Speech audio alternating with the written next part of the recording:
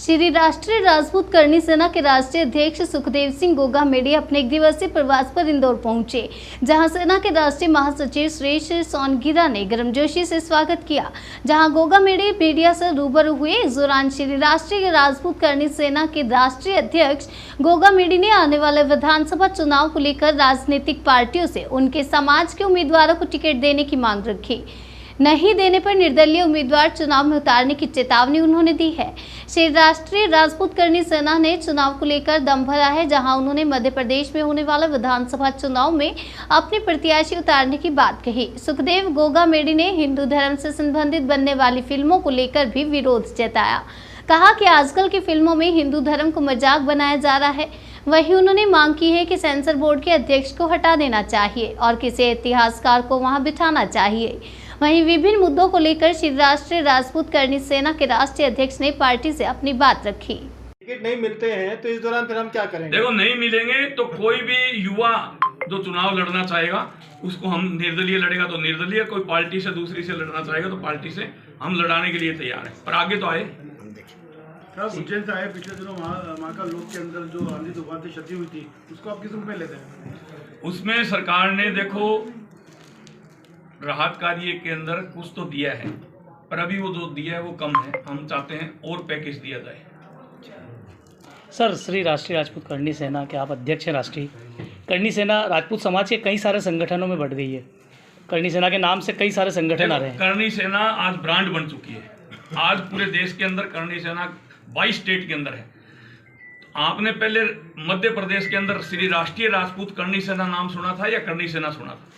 श्री राष्ट्रीय राजपूत करनी सेना नाम सुना था। उसकी एक पेड़ होता है, वो विशाल हो जाता है तो उसकी शाखाएं हो जाती है। ये शाखाएं काम करती हैं। सर, विचार मिल रहे हैं आपके आपस में? खूब मिल रहे हैं। ये शाखाएं हैं, जब हमें जरूरत पड़ेगी तो पहले भी एक थे, आगे भी एक मिलेंगे। ये तो नहीं लोग कहेंगे कि कौन सी करनी सेना?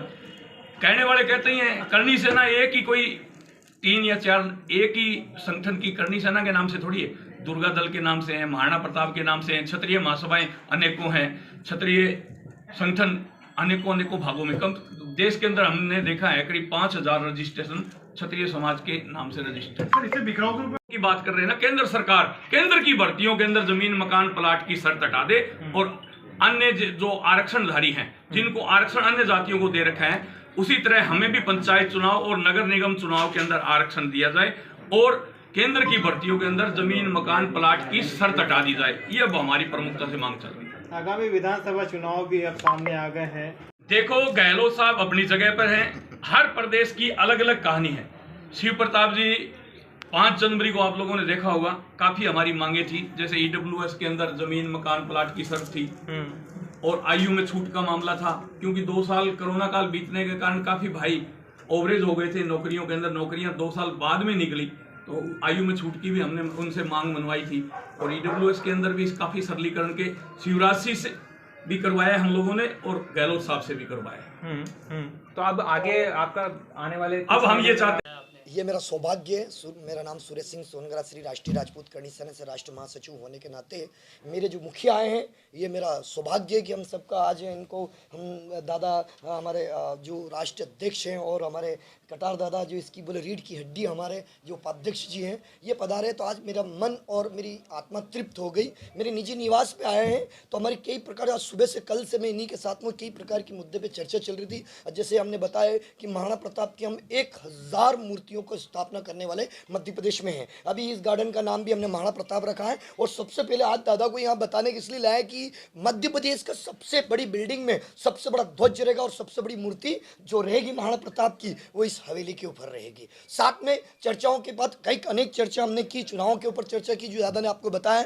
बस मैं आपको इतना ही कहना चाहता हूँ, अभी तो ये आगाज है और समझना है, सीखना है और सीखते सीखते समझाते समझाते हम आपसे कमिटमेंट करते हैं कि सरकार में हमारे विधायक भी बैठेंगे, मंत्री भी बैठेंगे। ये पूर्ण रूप से विश्वास मेरा है और हम तन मन धन से दादा के साथ और काम करेंगे और करते हो बनकर काम करके हम इस प्रशासन शासन में हम राज जरूर करेंगे। राजपूतों में अभी हमारी पूरी मीटिंग हो चुकी है। अब तत्काल एक मीटिंग और हमारी ये दादा के साथ बैठेंगे कि हमें जैसे कहा गया कि जो ज़्यादा पार्टी में जो ज़्यादा टिकट देंगे हम उनके साथ है, और जो देता है तो ठीक, नहीं देता है तो हम सक्षम हैं अपने बलबूते पे चुनाव लड़ाने में। मतलब चैलेंज मान सकते हैं उसको? अब चैलेंज बोलो, चैलेंज है फिर ये। जब हम तो निवेदन करते हैं, आवेदन करते हैं, फिर समझते हैं आगे क्या कि हम क्षत्रिय हैं, क्षत्रिय की तरह लड़ना भी जानते हैं। हमारी जो म्यानों में तलवारें पड़ी वो जंग थोड़ी लगी है, हमने चलाना भी थोड़ी छोड़ा है। हम युद्ध करते हैं और युद्ध करते हैं, हमारी कृति हमेशा हुई है। हम राजपूत है, राजपूत का रियल मतलब राष्ट्रपुत्र होता है। राष्ट्रपुत्र का मतलब होता है सारी समाज में हम समा जाए और सारी समाज हम में समा जाए, उसी को नाम राष्ट्रपुत्र है। और राष्ट्र के प्रति जब जब बलिदान की जरूरत होती है तो राजपूतों ने तो बलिदान दिया था।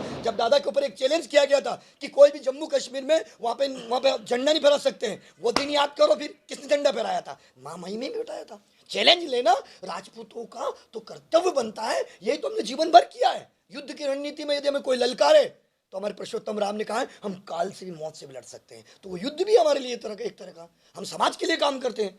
और मैंने देखा है, दादा को आगाज कराना चाहता हूँ इस प्रदेश में कि ऐसे मंत्री, ऐसे विधायक हैं और भी बनाएंगे, समझ जाए तो ठीक, तो करप्शन की जगह छोड़ेंगे नहीं। इस बार किसी घोटालेबाजी को भी नहीं छोड़ेंगे, करप्शन वालों को भी नहीं छोड़ेंगे। मेरा चैलेंज नहीं है, धमकी नहीं है, ये मेरा कमिटमेंट है कि अगली सरकार में हम बहुत भारी मतों में से हम राजपूत चुन के आ रहे हैं। सर, हाँ, करप्शन को लेकर कुछ चिन्हित किया क्या मंत्री आपने ऐसे कुछ?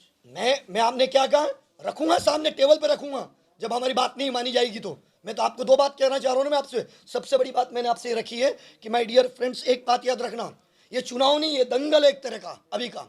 क्योंकि इस चुनाव में हमने सब प्रकार से मांग कर देख लिया हमारी समाज को। तो अपना चुनाव से नहीं आइए ना, हमारा चुनाव ले आएंगे, जरूरत पड़ेगी तो ले आएंगे। हमने अपने चुनाव चिन्ह, यदि जरूरत पड़ी तो पुरुषोत्तम राम ने सीता जी के लिए सेना बनाकर बजरंग बली को भी, सुग्रीव और बाली को युद्ध करा के हमने आगे भी निकल गए और हमारी सेना वानर सेना वहां तक भी युद्ध करके माता सीता को भी लेके आ गए थे हम। जरूरत पड़ेगी तो हमारा चुनाव चिन्ह क्या, हम खुद आ जाएंगे सामने। तो मुख्यमंत्री को संदेश कह सकते हैं? मुख्यमंत्री जी हमारे बहुत अच्छे हैं और उन्होंने हमारी बातें मानी है। 5 तारीख को हम बैठे थे दादा और हमारी सबकी बात मानी है और हमारे हाथों से पूजन करवा के वहाँ पे बहुत भव्य पूजा करके माँ पद्मावती की मूर्ति की इतनी बड़ी स्थापना करी, ये कितनी बड़ी बात है। हम तो ऐसे यशस्वी मुख्यमंत्री को नमन भी करते हैं, जहाँ जरूरत पड़ेगी वहाँ समझेंगे, समझाएंगे भी सही। हम तो प्रशासन को साथ लेके काम करना चाहते हैं। बस एक ही चीज कहना चाहता हूँ मैं शासन और प्रशासन को, हमारे किसी भी समाज के किसी भी युवा पे टारगेट ना रखें। बहुत मुश्किल से भविष्य बनता है बच्चों का। हम उन्हें राजनीति में लाना चाहते हैं या हम देश के लिए IAS IPS बनाना चाहते हैं। मुकदमा करने से पहले श्री राष्ट्रीय राजपूत करनी सेना चैलेंज करती है कि प्लीज उसे विचार देखें। एक्ट ये एक्ट वो एक्ट, GST एक्ट, कौन सा एक्ट लगाते हैं इन पर छानबीन करें। मैं आपको आरक्षण की बात कही थी, अपने दादा ने बताया आरक्षण किसको मिलना चाहिए। मैं करोड़ों रुपए लाखों रुपए का टैक्स भरता हूँ, मुझे नहीं मिलना चाहिए आरक्षण। लेकिन क्या मेरी समाज में गरीब नहीं है, कपड़े नहीं मिल रहे हमारे कुछ बच्चों को, तो इस हर समाज राजपूत में, ब्राह्मण में, क्या सबको नहीं मिलना चाहिए। आर्थिक स्थिति में आरक्षण को मैं केंद्र तक की बात करना चाहता हूँ। हमारे आदरणीय मुख्यमंत्री जी, राष्ट्रपति जी, हमारे आदरणीय ऊपर तक मैं बात करना चाहता हूँ। सिर्फ मोदी जी, मैं एक ही चीज़ कहना चाहता हूँ मोदी जी को और अमित शाह जी को, जैसे आपकी जोड़ी है ऐसा आरक्षण में इस पर भी लगाम लगा सकते तो मोदी जी लगा सकते हैं। अब मौका है और गले की हड्डी को निकाल कर फेंके, आर्थिक स्थिति पर आरक्षण दिया जाए। ये मेरा विचार है, ये मेरा सजेशन है और गृह मंत्री को भी सजेशन है। और प्लीज़ अब थोड़ा रोका जाए अत्याचारों को, घोटालेबाजों को रोका जाए, अन्यथा हम अभी तो चुनाव आ ही रहा है, आगे देखेंगे। जय हिंद, जय भारत। हाँ, करने वाले लोग थे, अभी भी फिल्मों के अंदर 1-2 के अंदर की गई, उनमें भी हम लोगों ने पुरजोर उनका विरोध किया और सीन कटवाने का काम किया। आज हमने उज्जैन की धरती और आपके बीच में इंदौर से, मध्य प्रदेश से आज हमने मांग की है कि परसुमन जोशी जो सेंसर बोर्ड का अध्यक्ष है उसको तुरंत प्रभाव से बर्खास्त कर दिया जाए और उसके खिलाफ धार्मिक भावनाएं भड़काने का और देवी देवताओं को अनगरल फिल्मों के अंदर दिखा करके जिसके आगे आदि पुरुष लगता हो, जिनके आगे आदि पुरुष लगता हो, उनको इन्होंने टपोरी टाइप में ऐसे दिखाया है फिल्मों के अंदर, पूछो मत। तो मैं ये कहना चाहता हूँ सीधा सीधा सेंसर बोर्ड का अध्यक्ष परसुमन जोशी दोषी है और उसको गिरफ्तार किया जाए और आगे से सेंसर बोर्ड के अंदर इतिहासकार को बिठाया जाए और धर्म के ऊपर तो मैं तो कहता हूँ पिक्चर बने ही नहीं। मूर्ति का अनावरण था, उसमें मैं आया था। अभी हमारी राष्ट्रीय टीम के अंदर सुरेश जी सोनगरा साहब हैं, तो आज इनके यहाँ इंदौर पहुँचे हैं।